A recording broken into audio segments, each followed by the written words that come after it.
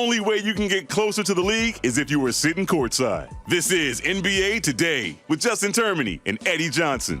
All right, Johnson, I told you I'm in a different location here today, and hopefully I'm not making too much noise for this guy because I'm just down the hall from where everybody's doing their business, but I'm at the HallPass Media. It's a company run by Albert Hall, and he was the co-founder of the Las Vegas Summer League, also the president of HallPass Media. And Albert, first of all, thanks for having me down. I've been telling everybody how much I love the studios, and before we even get into like the Summer League stuff here, this kind of a different environment than when Eddie and I normally catch up with you. Like, what are you guys doing over here at HallPass Media down in Costa Mesa? Yeah, no, I just told producer Mike we're taking good care of you here today.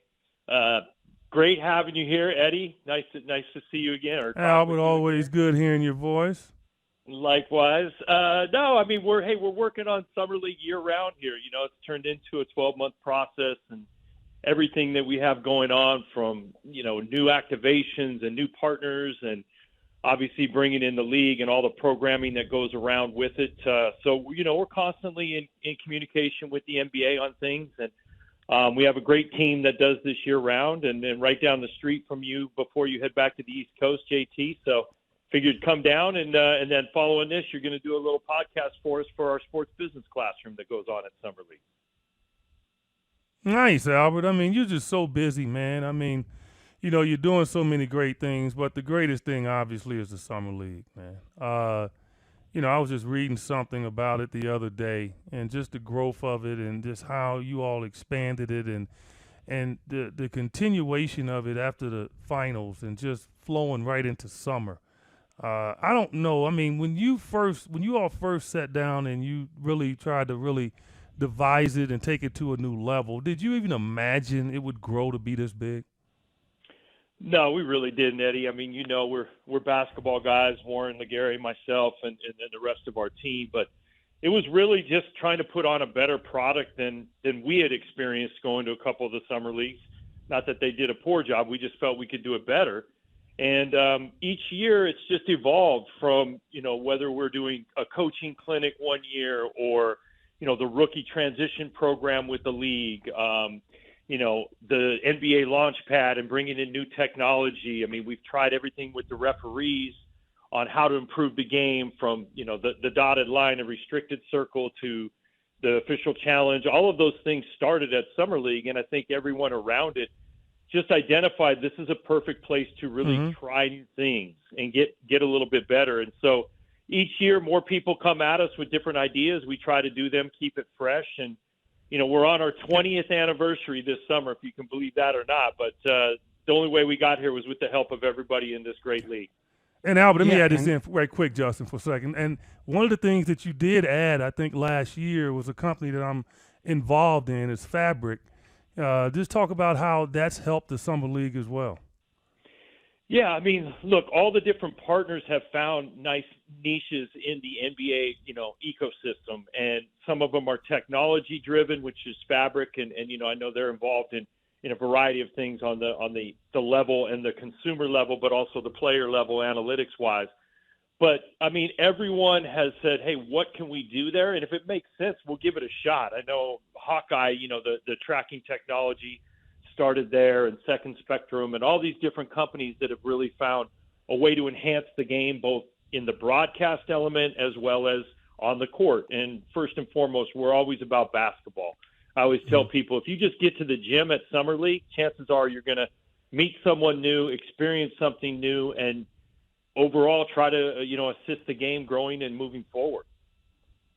Yeah, we're talking here with Albert Hall. He's the president of the HallPass Media, co-founder along with Warren Legary of the Las Vegas Summer League. I'm down in their studios here today, and I'm happy to hop on a podcast a little bit later today for their sports business school that they run as well. So I'll let you know when that is out, and you guys can listen to that. A little background maybe on myself and Eddie, our relationship, the show, etc. But it looks like we're going to get a little background here on the Summer League, Albert, because I hear a documentary is coming up here to celebrate the 20 years. So what can you kind of tell us on the documentary, who's working on it, and when maybe we can see this and what it's all about? What do you got here on the doc? Yeah, it was kind of fun. I mean, NBA Entertainment and NBA TV had approached us, and They were stirring up some ideas about honoring, the 20 years and what it's meant for some of the players in the game today, whether it's Steph Curry or going back to Amari Stoudemire or, Blake Griffin and some of the guys that were really the headliners when we started this thing. But it's now become, part of the DNA of the NBA. And those guys, some of those guys and guys like James Harden and Devin Booker and Klay Thompson, some of those guys who started early with us, have really continued to support it. They show up every year. They support their young guys. They meet with their new owners or their coaches or whatever it may be. It's become that kind of that melting pot of ideas and just camaraderie in the summer. So 20 years removed, they've done a number of different interviews with people and just highlighting some of the things going back to even, retiring Nate Robinson's jersey because he had played so many summer league games. But just some of those fun moments that shows, as you guys know, I mean, if we dug up the archives of all the content and interviews you guys have done, there's been some amazing moments out there. And I think the league just wanted to honor 20 years of really the hard work that goes into it. This isn't easy. If it were easy, everyone would be doing it. But I think everyone feels that Summer League is a great representation of the NBA in the off season. And, people let their guard down and they definitely have a smile while they're out there. So we just want to showcase some of those moments. They're building so many complexes now in Vegas. I guess I would assume years from now that you will have your own Summer League complex and it will just be your own house where you're just doing the games, huh? Eddie, do you have my phone tapped or what, man? Come on. Of course I do. Of course I do. No. We're not involved in kind of the growth of a franchise or anything like that, but we're always being approached by different people who have an event or, they want to host someone regarding basketball. I mean, we did the Utah Jazz training camp out there a number of years ago at the Wynn, and now they lay down a couple courts for teams to practice. So the same thing with Resorts World and some of the hotel partners. So, I mean, basketball has always been thriving in Las Vegas. I mean, Eddie, going back, 15 years when you and I were doing camps there, on a monthly basis. I mean, you had great turnout, you had great talent, you've got a lineage of players and coaches that have come through there. So, I mean, who knows what the future holds? I mean, our focus is always Summer League first and foremost. And then, but I think it's only a matter of time. This market continues to grow. Vegas has become the hotbed that it is, and we'll see how it all plays out. Yeah, and you said the focus is always on basketball, and from being out there like that is clearly the case. But you have all the other stuff that's going on as well, and like this sports business classroom. And I'm going to hop on the podcast here after our show is over. So you're doing stuff even here, but you do a lot out there in regards to that for broadcasters, for like people that want to get into the NBA behind the scenes, etc. Just tell everybody what that's kind of about and what you do, I guess, out there and year round with that class. Yeah, I mean, our sports business classroom, really, we wanted to grow the game off the floor as well as what the teams are doing on the floor. Excuse me. And, this business of basketball grows and changes each year. There was a time when, hey, analytics was all the rave, so everybody wanted to be that. Then it became the differences in the collective bargaining agreement or broadcast, social media, the growth of brands, athlete channels, all these different things. But really, there's a group of young people who want to get into this business, and it's very tough to start or to get your foot in the door. So we try to educate them with different skills and different, heat seekers that, that trend is really going to grow and there's more job opportunities there. We have a guy like Bobby Marks this year who's really helping us take it to another level on the classroom side, but not just us. I mean, the league, the Players Association, the brands, whether it's testing of R&D for shoes or for the floor product that we have. There's talk of this LED court and how we may integrate that for some testing. I mean, that's just an example, but there's all kinds of different developments that have taken place over the years. And then the next year they grow it. And the next year they become, they fine tune the process. And then if we're fortunate enough for the NBA to adapt one of these things or one of these processes, chances are it began at Summer League as, an idea, and then we were able to execute it over time. All right, we're sitting here with Albert Hall. He's the president of the HallPass Media, co-founder of the Las Vegas Summer League, along with Warren Legary. And I'm down at their offices right now here in Costa Mesa. And, Albert, you mentioned like it's hard to get involved in the league, right? And I'm about to go on this sports business classroom podcast, talk about how I got involved in it. But, we're usually so busy out there in Vegas. We're just talking about the Vegas stuff. How about yourself? Like, how did you break into the league?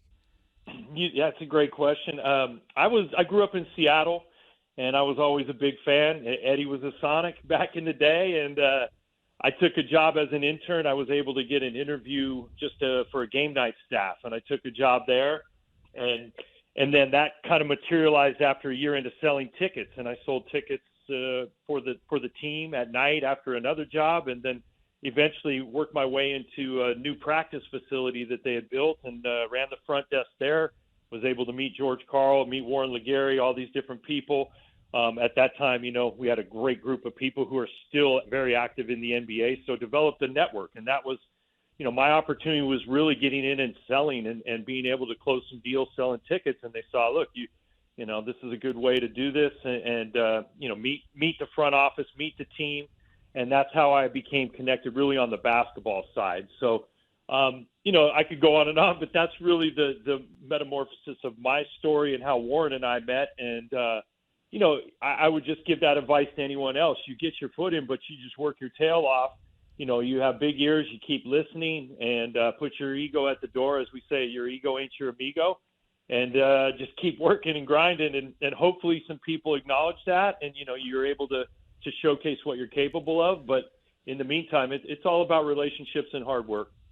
Yeah, and you find yourself a major partner of the number one basketball entity on the face of the earth, which makes life a lot easier for you. We value that partnership too. We wouldn't be here without the NBA, the support of the NBA.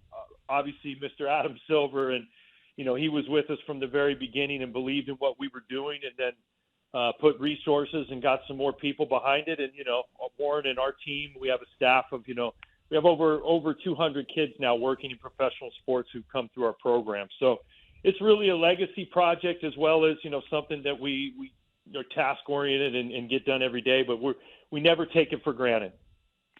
Yeah, I'm looking forward to the documentary, and I tell people all the time, like the listener, I tell in regards to the content we get out there, it's the best place to get all the interviews because we're sitting down with guys like Jerry West for 20, 30 minutes at a time, Mark Cuban, everybody's relaxed.